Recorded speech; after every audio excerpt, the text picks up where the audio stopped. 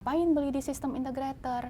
Di online juga banyak kok, harganya jauh lebih murah. Begitu ya kan. Jadi memang Gen Z ini diidentikan dengan maunya serba instan.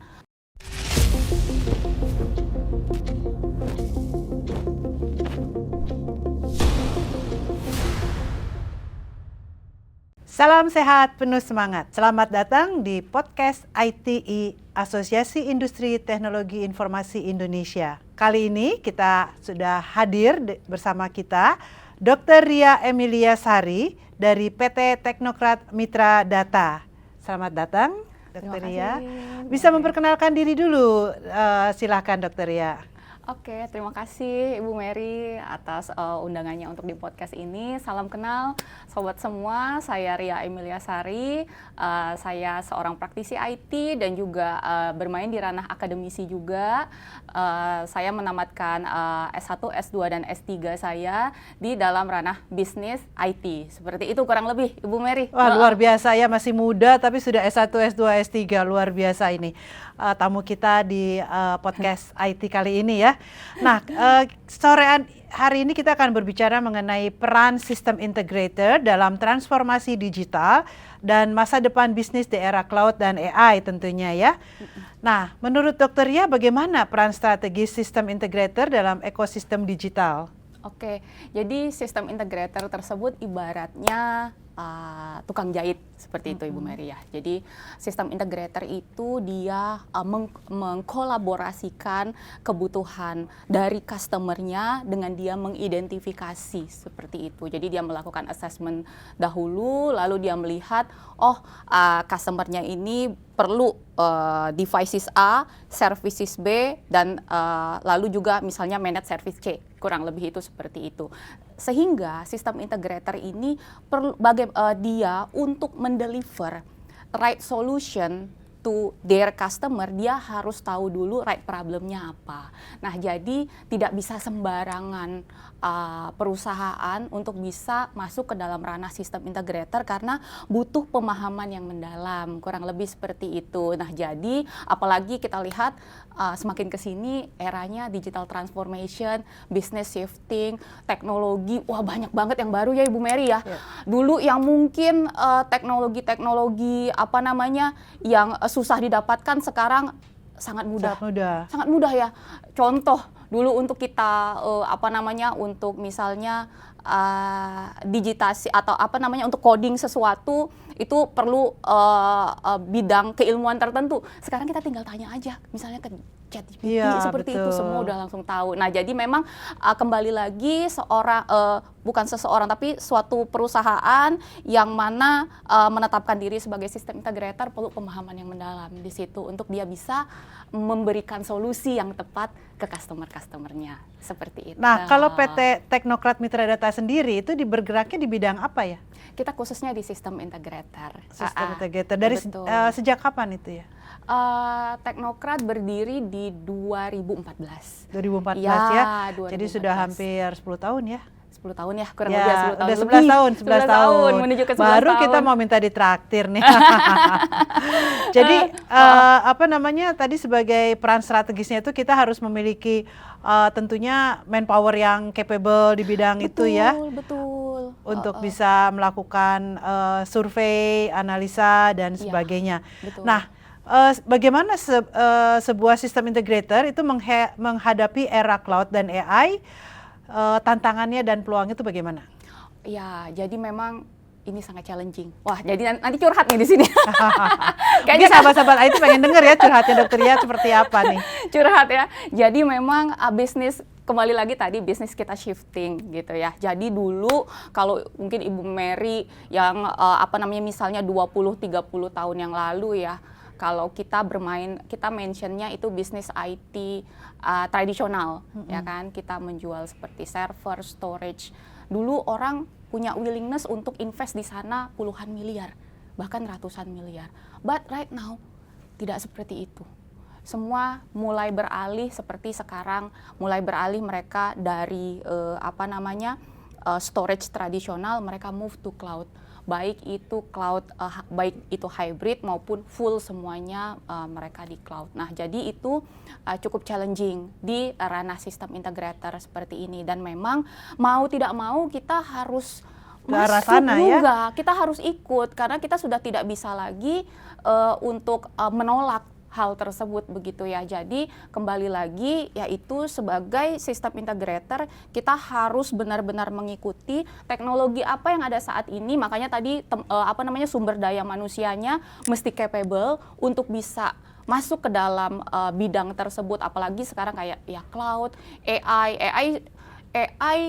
Kalau di istilahnya saya itu, AI itu bukan menggantikan manusia, tetapi manusia yang tidak ataupun manusia yang tidak menggunakan AI itu yang akan kalah dengan manusia yang menggunakan AI seperti itu. Karena boleh dibilang sekarang sudah hampir semuanya pasti di device-nya ada ChatGPT ya, seperti itu ya. Kita ingin tahu tentang sesuatu, kita udah langsung browsing dulu. Ya, cari tahu ya. Cari dulu. Dan begitu mudahnya mendapatkan informasi tersebut. Betul sekali, Bu Mary.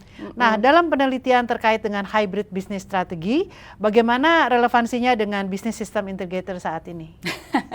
Ya, jadi itu salah satu penelitian saya sebenarnya kemarin pada saat saya melakukan riset di dalam corporate sustainability performance khusus di sistem integrator di seluruh Indonesia. Jadi sedikit cerita, pada waktu riset tersebut saya melakukan di hampir 500 perusahaan IT di seluruh Indonesia. Nah, salah satu variabel penelitian saya itu adalah hybrid business strategy, di mana kita masuk ke ranah cost leadership dan diferensiasi. Seperti kita tahu saat ini kompetisi semakin tinggi ya, tingkat kompetisi semakin tinggi, lalu juga kita berkompetisi itu tidak hanya dari sisi kapabilitas juga, tetapi juga dari sisi harga.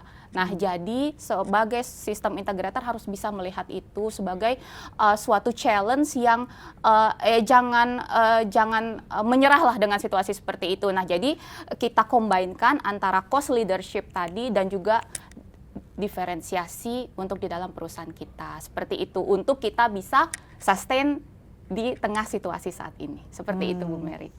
Jadi harus pinter-pinter lah istilahnya ya. Iyalah, jadi jangan kacamata kuda ya ibaratnya ya Bu Mary ya, kacamata kuda, pokoknya ya udah harga segitu, take it or leave it. Wah, kita akan susah survive untuk di tengah situasi kan saat katanya ini. ada harga ada rupa gitu loh. Betul.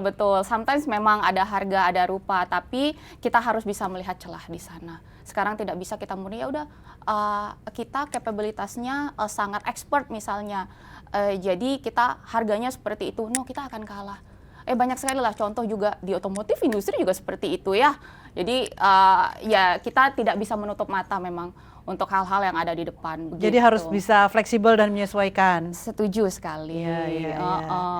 Nah, kalau seperti ini gimana peran sumber manusia sebagai keunggulan kompetitifnya? Nah, ya jadi manusia, kita sekarang banyak sekali apalagi di era Society 5.0 saat ini kita sangat digadang-gadangkan digital transformation. Tapi in my mind, apa first thing yang harus ditransform itu adalah mindset of the people. Nah, kembali lagi itu related ke sumber daya manusia. Jadi sumber daya manusianya ini dulu yang harus bertransform mindsetnya sehingga dia punya willingness untuk learn. Pada saat dia mau untuk belajar, dia akan bisa menambah keilmuannya, menambah knowledge-nya seperti itu sehingga dia bisa adaptif dengan perubahan saat ini. Jadi ibaratnya percuma implement teknologi yang sampai sedemikian rupa if manusianya tidak bisa menggunakan hal tersebut. Nah, sumber daya manusia itu kembali lagi ke riset kemarin itu kita mentionnya sebagai intellectual capital. Jadi not only about human-nya juga tapi relationship-nya dengan sekitarnya, seperti itu. Kurang lebih Bu Mary. Ya, tapi kan kebanyakan manusia itu kebanyakan nih ya terlena dengan zona nyaman. Betul. Karena dulu juga bisa kok begini, kenapa sekarang harus berubah gitu ya. Nah, itu menghadapi orang-orang yang dengan pemikiran seperti itu tuh gimana tuh strateginya? Ya. Merubah mereka itu. Merubah mereka untuk ini ya, untuk adaptif ya, untuk berubah. Jadi memang punya step-stepnya jika seperti itu, karena memang ada saja orang-orang yang defensif begitu ya. Nah, orang-orang yang defensif itulah yang saat ini biasanya yang akan tereliminasi. Nah, jadi memang pemahaman-pemahaman harus terus dilakukan terhadap mereka, lalu juga training-training juga bisa kita berikan juga terhadap mereka, sehingga mereka bisa memahami bahwa jika mereka tidak berubah, mereka yang akan tergantikan.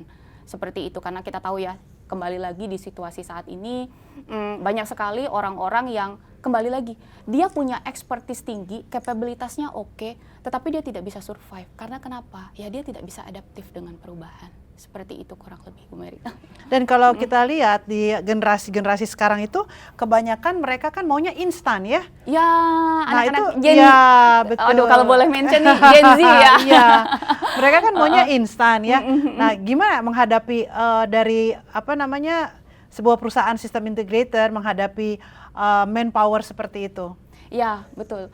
Jadi cukup challenging saat ini sebagai sebenarnya tidak hanya di sistem integrator, tapi juga di hampir di semua betul, ya, segmen, karena ya. memang di Indonesia saat ini populasi generasi Gen Z itu yang menempati urutan paling tinggi ya, seperti itu ya kan. Nah, jadi memang Gen Z ini diidentikan dengan maunya serba instan.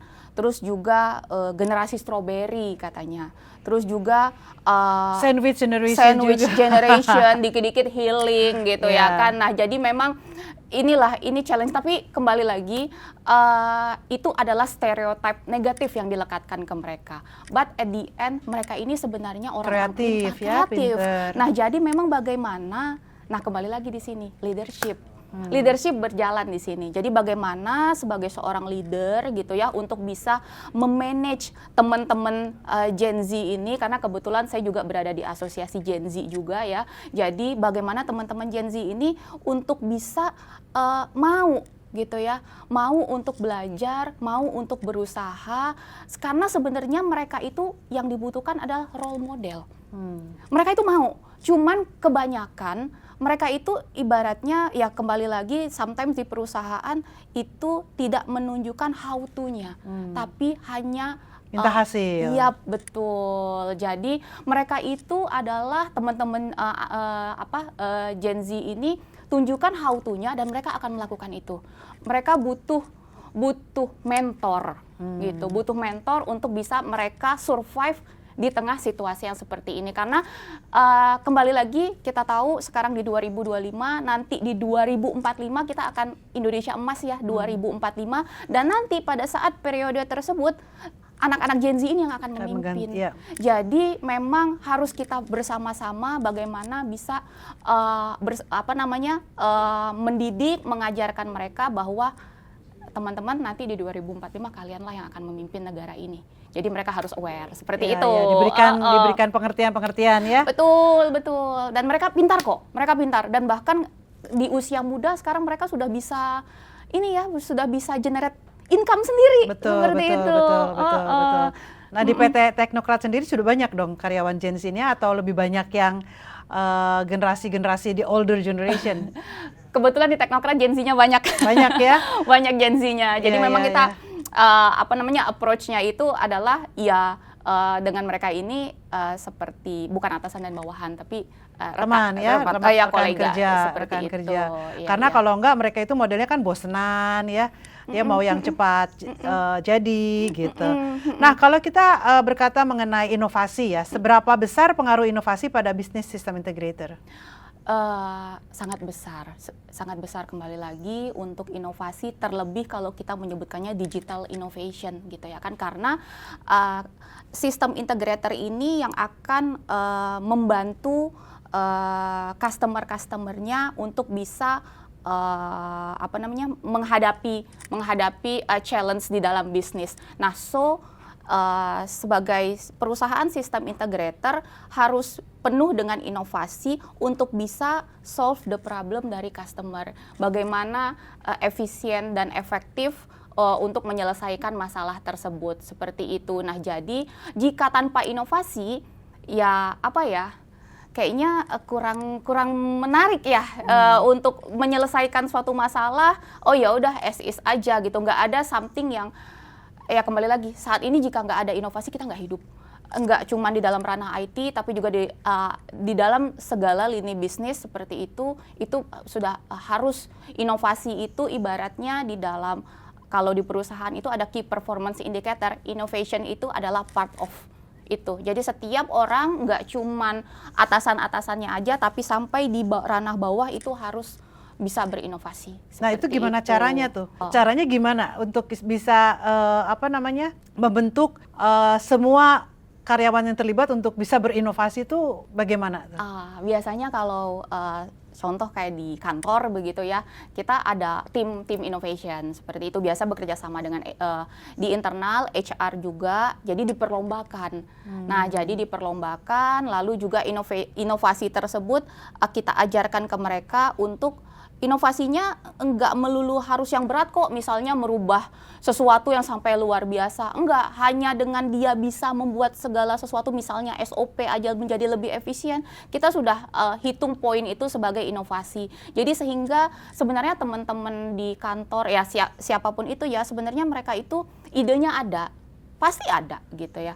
Cuman mereka itu kadang jika punya ide percuma nih gitu ya kan, nanti yang ada malah jadi tambahan beban kerja. Biasa ya anak-anak Gen Z mendingan diem dibanding gue ditambahin kerjaan, ibaratnya begitu, terus salary nggak nambah kata mereka gitu ya kan, hidup juga sudah sulit, kenapa dipersulit lagi. Nah jadi hal-hal begitu, mindset seperti itu yang harus kita ubah. Nah jadi memang inovasi tersebut kita jadikan memang part of performance indicator. Nah itu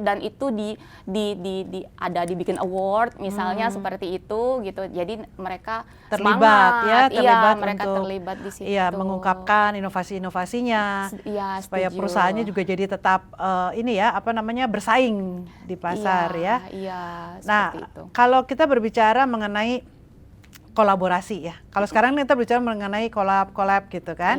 Nah, di sistem integrator tuh gimana? Ada juga nggak kolaborasi begitu? Nah, ya kalau di ranah sistem integrator, kalau kita mention sistem integrator ini kembali lagi tadi tukang jahit, dia jarang yang memiliki produk sendiri. Ya ada juga kadang ya suatu solusi produk yang di-deliver ke customer, tetapi sistem integrator ini mereka berkolaborasi dengan distributor dan juga dengan brand barang prinsipal yang kita mention pemilik produk pemilik produk begitu ya kan.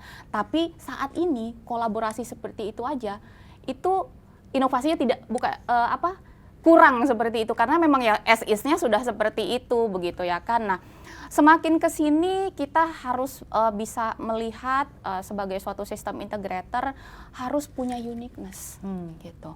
Kalau hanya misalnya berkolaborasi dengan satu brand tertentu yang sudah seperti itu saja gitu ya kan, di mana value added-nya di mata pelanggan seperti itu. Jadi harus ada uniqueness-nya.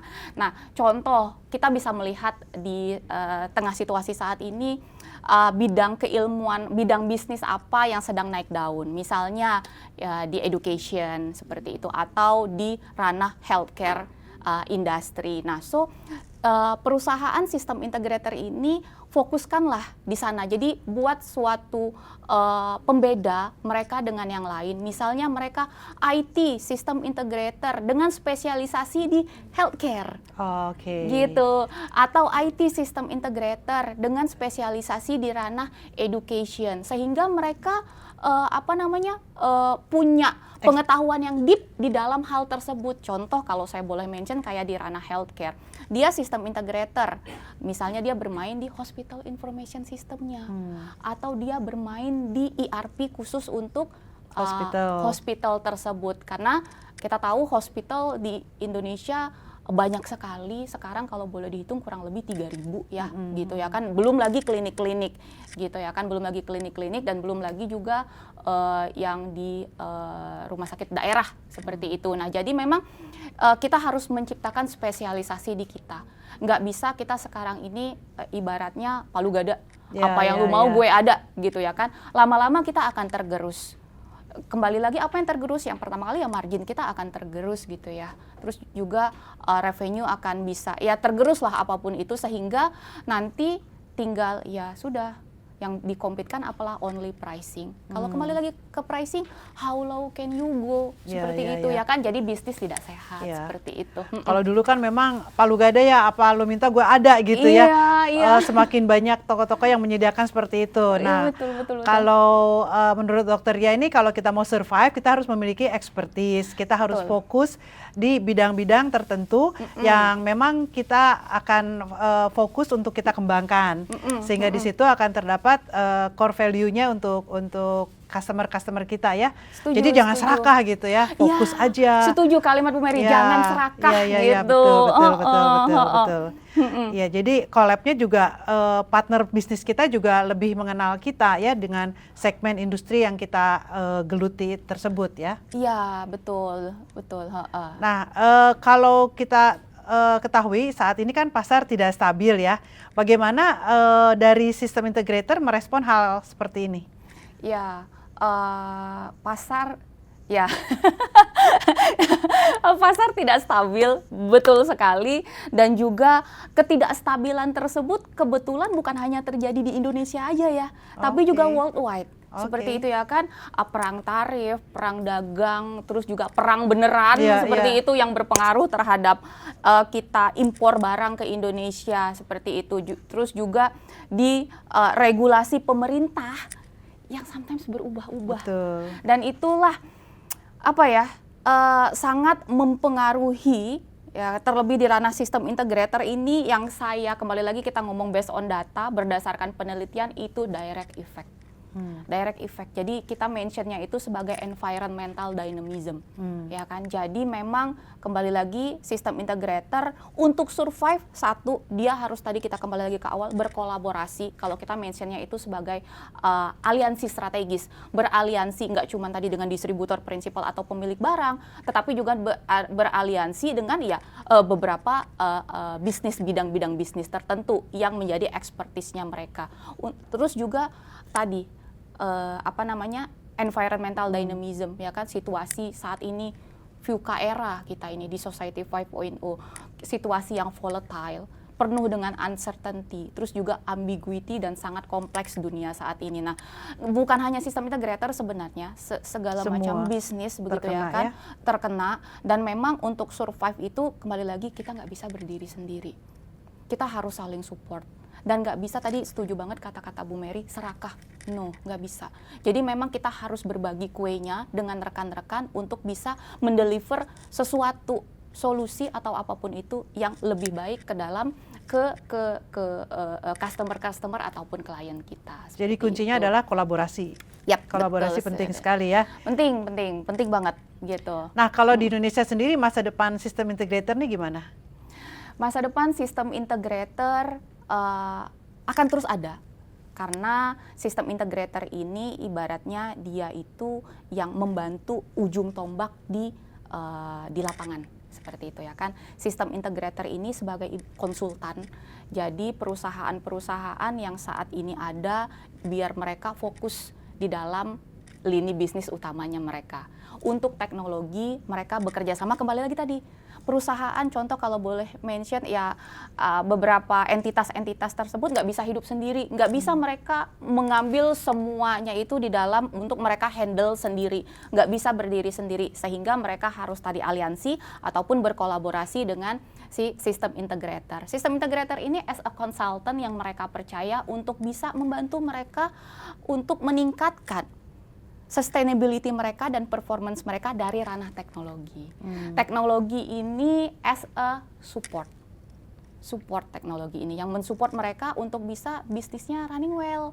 Nah, jadi nggak bisa kita kesampingkan juga ranah sistem integrator ini. Nah, kadang kan sekarang ini ya, kadang mereka ngapain beli di sistem integrator? Di online juga banyak kok, harganya jauh lebih murah. Begitu ya kan. Ngapain bayar mahal? Tapi ya kembali lagi, dengan mereka membeli di online, nanti karena mereka bidang keilmuannya bukan di sana, gitu ya kan. Kadang satu, salah assessment, yang ada rugi ya, gitu ya kan. Kedua, mereka nggak paham gimana implementnya. ya mereka bisa bilang lah, bisa lihat kok bagaimana konfigurasinya di ChatGPT seperti itu misalnya. Tapi kembali lagi, apakah codingan tersebut adalah codingan yang efisien untuk di bidang untuk requirement-nya mereka? Kan tidak seperti itu. Nah, jadi memang tidak ada salahnya untuk dalam bidang untuk untuk pengembangan teknologi mereka ataupun untuk support mereka dari ranah teknologi itu bekerja samalah dengan sistem integrator. Nah, kembali lagi sistem integrator pun juga berilah segala sesuatu itu yang sesuai dengan kebutuhan. Dengan kebutuhan, jangan overkill juga, aji mumpung misalnya begitu ya kan. Mumpung orangnya nggak ngerti lah. Mumpung orang yang nggak ngerti, gue mahal-mahalin aja gitu ya kan, kasih spek-spek yang tinggi aja. Nggak akan long lasting juga yang seperti itu gitu ya kan. Jadi sistem integrator itu di Indonesia terkhususnya karena kita punya regulasi ya untuk kayak distributor dan prinsipal tidak boleh direct to customer seperti itu ya kan. Jadi memang sistem integrator ini akan terus ada. Tapi titip pesan juga karena distributor dan prinsipal sometimes ekosistem kita ini pemilik barang, brand, distributor, dan sistem integrator. Ya kadang dari prinsipal ataupun distributor bikin SI juga. Jadi ya itulah ya yang harus gimana ya untuk biar supply chain dan mata rantainya untuk tetap terus hidup. Ya tadi Bu Mary yang setuju.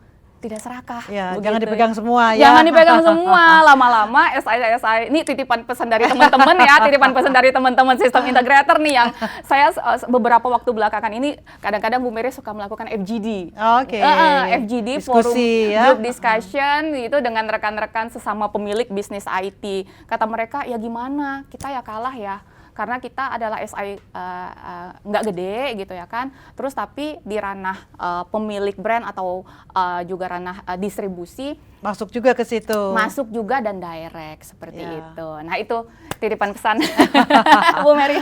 Tapi potensi pasarnya sendiri di Indonesia masih cukup besar kan? Betul, sangat besar bahkan. Karena memang semakin ke sini teknologi dan manusia beriringan ya, kita di Society 5.0. Jadi manusia dan teknologi itu sudah tidak bisa dipisahkan.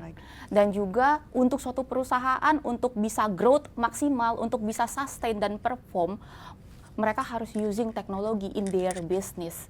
Sekarang tidak ada lagi yang bisa hidup tanpa teknologi. Setuju Ibu Mary, setuju. Jadi teknologi ya kita pun juga coba 24 jam kita hidup. Bagian mana yang kita nggak menggunakan teknologi? Even pas tidur ya, gitu ya kan? Pas tidur kita pasti set alarm. Using teknologi, nggak mungkin kita menggunakan jam biologis kita untuk bangun sendiri begitu ya kan? Begitu Bu Mary. Menarik sekali Dokter Ria. Jadi mengenai sistem integrator di Indonesia, di mana potensinya juga masih cukup besar. Kemudian bagaimana kita lebih baik memfokuskan kepada spesialisasi kita sendiri dan tetap berkolaborasi. Kemudian juga bagaimana kita memelihara pekerjaan dengan Gen Z tadi itu ya sebagai populasi tertinggi di Indonesia, betul. Dan bagaimana kita memberikan solusi terbaik bagi customer kita. Ya itu yang penting ya, jangan hit and run modelnya. Betul. Jadi supaya kita juga selalu bisa memaintain hubungan dengan klien. Betul. Nah, Dokter Ria ada lagi nggak yang mau disampaikan kepada sahabat-sahabat IT ini? Yang mau disampaikan kepada sahabat-sahabat IT, kita tahu situasi saat ini sangat challenging seperti itu, tapi kita akan bisa melewati ini semua dengan kita bersama-sama seperti itu. Jadi jangan patah semangat. Kita tahu bahwa saat ini penuh dengan tantangan. Jadikan tantangan itu sebagai challenge yang akan memotivasi kita untuk menjadi lebih baik lagi ke depannya. Seperti itu Ibu Mary. Jadi kepada rekan-rekan akan ada masanya kita akan kembali lagi menjadi perform luar biasa seperti itu. Amin. Ya. Sahabat IT, itu tadi perbincangan mengenai sistem integrator bersama Dokter Ria, dan tentunya kita akan ketemu lagi di episode podcast lainnya. Salam.